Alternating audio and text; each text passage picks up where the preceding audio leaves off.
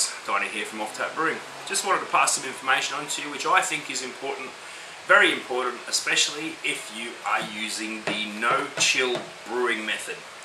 Now, there's been a lot of talk around lately about you know, things that can get into your no-chill cubes and all this sort of stuff, and I've not actually seen any research on these articles. They're just stating that the potential is there because the environment is right. They've done no actual research on doing it. They haven't put 1,000 cubes down and then tested them all over time. They've just said that this is an environment where bad things can grow. But we're not worried about that. This is about two questions I've been asked about these cubes, and dealing with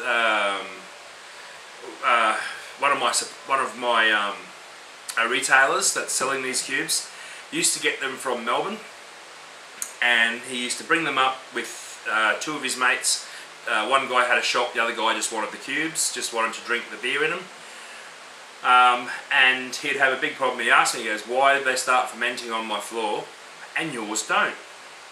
I've been selling to him for a while now, and not one of my cubes has fermented by itself on the floor.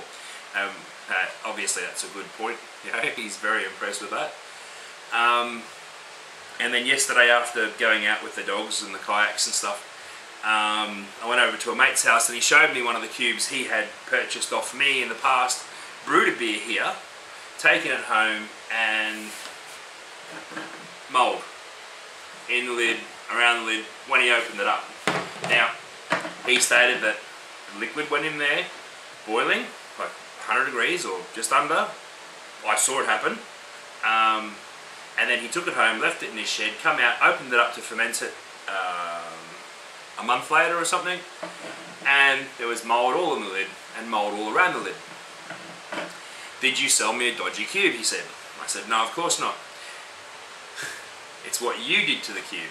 He said, oh, but I added the hot water and I rolled it over and I sanitized, made sure to hit the lid and the handle and stayed in there for a while. I rolled it all around and I did everything you told me to do. I've got mould. It must be your cube. I said, no, it's what you did. He sat down and listened to me. I said, did you underfill your cube? Did you only fill your cube that far? And he said, yes. The first one went in, filled right up. I didn't have enough liquid to fill this up. I said, well, that was your mistake. Did you make sure the lid, after it was chilling or during the chilling process, was tight, incrementally, till it was cold? He said, no, I didn't know I had to do that. I said, well, as the plastic shrinks, because it's cooling, your lid's looser, so you've got to nip it up all the time. So is your bung. When this cube wants to retain its shape again, and everything inside it's shrinking, the air's shrinking, because it filled right up, so he's pushed down on it, as we all do, to push all the excess air out and done it up, which will leave you a very crinkled type cube. As that cube is chilling, it wants to go back to its original shape, which is square, which means it's got to find air, it's got to suck, it's got to come out and it's got to suck. And if that lid wasn't done up tight enough, or that bung wasn't done up tight enough, then it's going to suck through, and it's going to suck all the nasties in.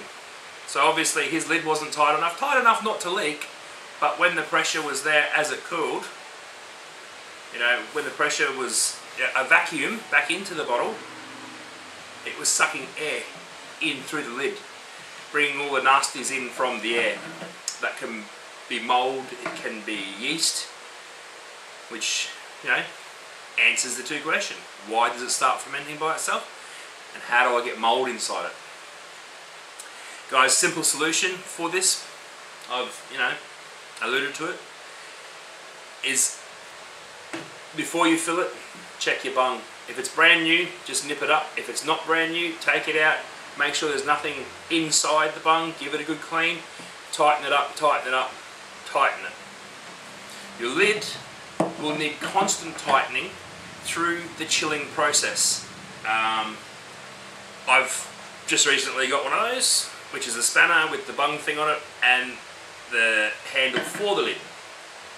And I had all my cubes sitting out here, which I had been doing this with. I leave them out the front after I've brewed them. I go out 4 or 5 hours later, and then I nip the lids back up again, just hand tight, as tight as I can go. And then the next day, it needs doing again until they're cold. And then I've got a few sitting around me, which I did that to, and they were done hand tight, as tight as I could do them. When I come home with this, I went around and I got another, 2/4 of a turn, half a turn out of it, to nip them up. So I was like very, very surprised that they could go a lot tighter. So yeah guys, important health, longevity of your work kits. You don't want to waste the money opening a lid and seeing all the mold in there and thinking that you have to dump it. That I'm not too sure about. I'm not a scientist. I don't know what sort of mold is going to grow under the lid. If I saw that, I don't know what I would do. I've never actually seen it. My recommendation to my mate when he rang me originally and said that I've got mold under my lid was, take a photo, dude, do some research, send me the photo, I'll do some research with you. We'll see what we can find out, and before, put the beer on, right, get it going, but do some research on the mold, do some looking around. And pretty sure he fermented it out and drank it, and he's still alive. So that went well. He didn't send me the photos and he didn't do any research, but that was his choice. But if you're doing this and you have noticed they are expanding, bulging out, and the little bubble that you do get a little bubble up here, you can't fill them all the way to the top. You do get a little bubble on here. If you notice that little bubble growing and the sides bulging out, you can bet your bottom dollar it started fermenting with a wild yeast. So it has sucked a wild yeast into there, and that wild yeast has grown enough to start eating the sugars. My recommendation for that would be two things. If you can get to a fermenter straight away, when you notice it, drop it in and drop 2, maybe 3 packets of yeast in. Really bomb it, really drive off that wild yeast. I have done it in the past, and with good results. It does. I've had them smell like the wild yeast sort of smell. I've had that smell in my cubes as they've started fermenting. I got, oh yeah, that's bad, should I throw it? No, I'm going to give this a go. And I pitched 2, I can't remember, maybe 2, maybe 3 packets of yeast into it, and that smell was driven off in a couple of days. Fermentation was awesome, and the beer actually tasted good. It was one of my Freddy's Bohemian Pilsners, and it tasted really, really good. So yeah, I highly recommend trying not to waste your beer, trying to follow through the process. At the end of the day,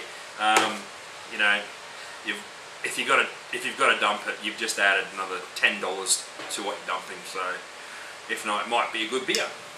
You just never know. Or if you don't have the yeast or fermentator available, and you do have a fridge available, like one of your fermentation fridges, then I recommend putting it in the fridge, bringing it right down, temperature 2, 3, 4 degrees, 5 degrees, whatever you can get it to, and it will stop fermentation until you can go to the store and buy your yeast. Alright guys, that's just a bit of an update on the cubes.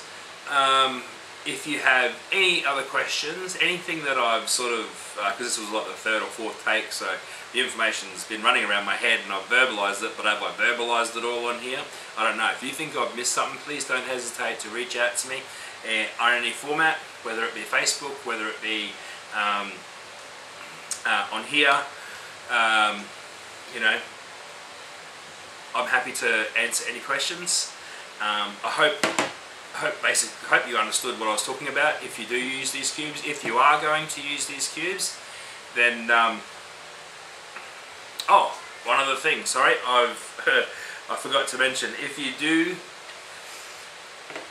do find yourself short on liquid, and this is something I've done twice now. I've found myself short on the liquid, so I've just compensated by boiling the kettle and filling it up the rest of the way with water, with the understanding that it's going to thin my liquid out. So maybe I add some dextrose, if I want to, or instead of a 5% beer, I'm going to have a 3.5% beer. You know, but my beer's going to be healthy. So, you know, it's a trade-off. I can fix it up with a bit of dextrose later. Yes, it's going to thin my flavours out slightly. It's going to change, you know, my balances. But hey, it's going to be a safer beer. That's another solution for you guys. Right, reach out to me. Thanks for all the new. Thanks to all my new subscribers. Thanks to all my old subscribers. Thanks to the people who are commenting. Thumbs up the video. Subscribe if you're not a subscriber. I do put out some good information sometimes. And remember, click the clicky things. Support the brewer, because the brewer loves doing this for you. And always, always remember, beer makes you smarter.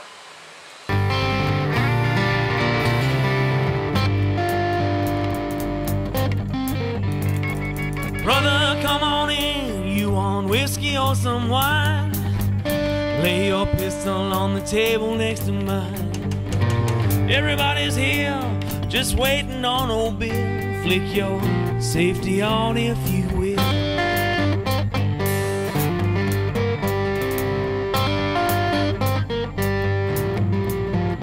There's a dark train rolling on the track. When my boys are done, it won't be rolling back. Yes, some evil will survive, not while I'm alive. There's a dark train rolling on the track.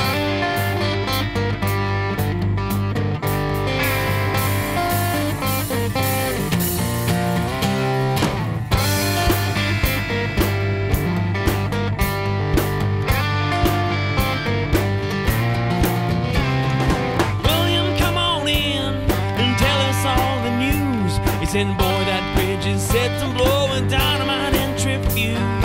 When that loco hits it, gonna rip right off the posts. Let them be judged as ghosts, 'cause there's a dark train rolling on the track. When my boys are done, it won't be rolling back.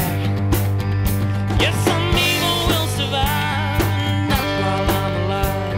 There's a dark train rolling on the track.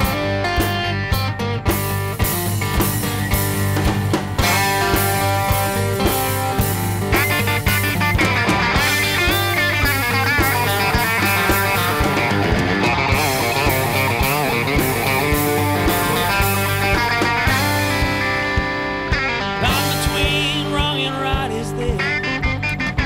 Step over it, you'll breathe your last free air. Yes, some evil will survive, not while I'm alive. There's a dark train rolling on the track. There's a dark train rolling on the track. When my boys are done, it won't be rolling back. Yes, some evil will survive, and not while I'm alive. There's a dark train rolling on the track.